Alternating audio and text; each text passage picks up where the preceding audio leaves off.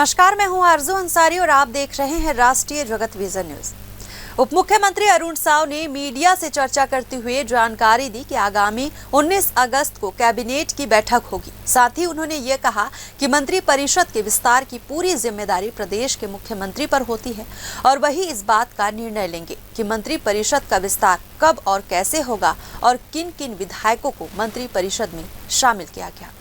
मंत्री परिषद का विस्तार और जो भी काम है मंत्री परिषद से संबंधित, ये माननीय मुख्यमंत्री जी का विशेषाधिकार है, वही इस बारे में कुछ कह पाएंगे। 19 को कैबिनेट है सर? हाँ, निश्चित रूप से 19 को कैबिनेट की बैठक है और कैबिनेट की बैठक में कई महत्वपूर्ण विषय रखे जाएंगे और उस पर निर्णय होगा।